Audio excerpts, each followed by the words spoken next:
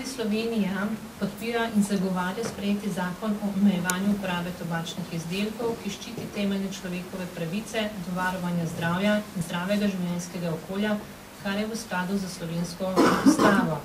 Zavedamo se, da je cilj zakona, da se zmanjša delež tistih kadilcev in nekadilcev, ki prezgodaj zbolevajo ali umirajo zaradi pasivnega kajenja. Na nivoju Evropske unije med državami članicami so bili narejeni izračuni, ki so pokazali, da zaradi pasivnega kajenja vsako leto na delovnem mestu umre do 7000 oseb. Samo v gostinstvu na dan umre po ena oseba zaradi pasivnega kajenja.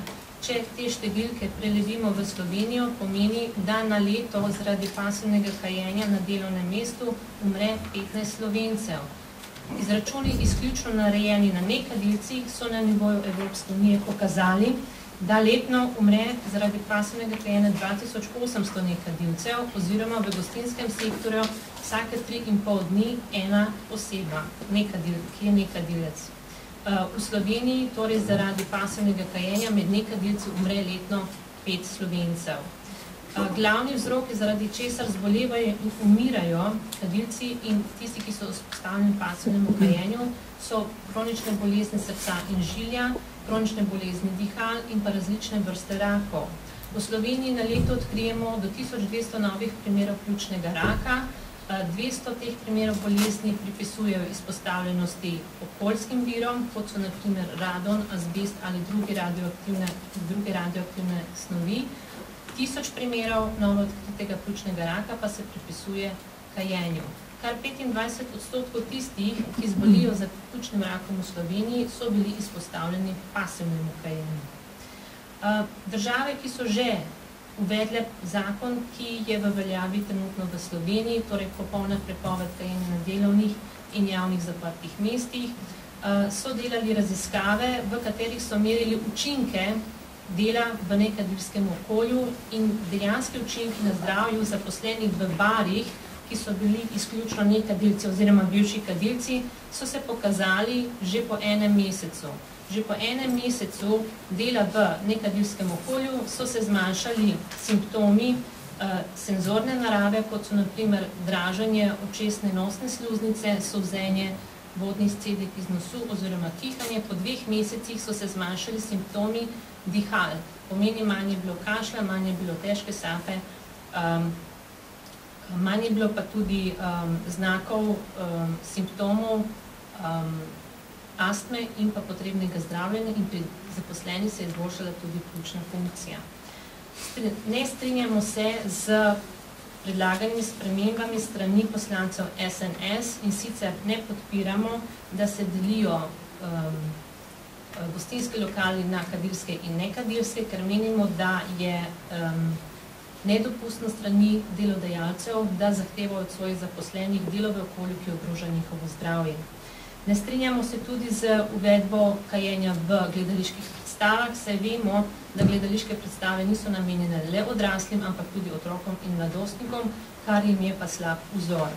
Z spoštovanjem mednarodne konvencije za nadzor nad tobakom, ki jo je ratificirala tudi Slovenija, smo se obvezali, da bomo varovali zdravje tudi mladoletnih oseb.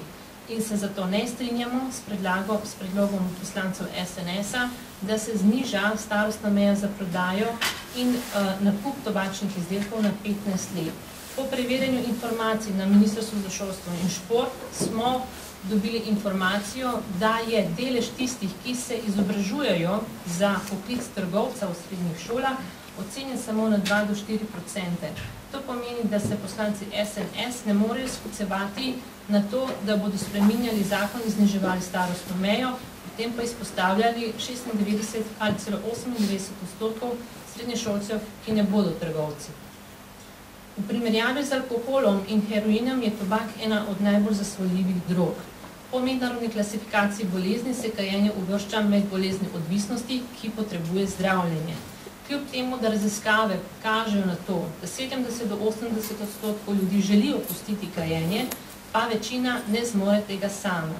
Tisti, ki tega ne zmorejo sami, imajo v Sloveniji na voljo več oblik brezplačne strokovne pomoči, kot je na primer svetovalni telefon za pomoč pri opuščanju kajenja, delavnice v zdravstvenih domovih, individualno svetovanje pri svojem posebnem izbranem zdravniku oziroma sodelovanje v različnih mednarodnih akcijah.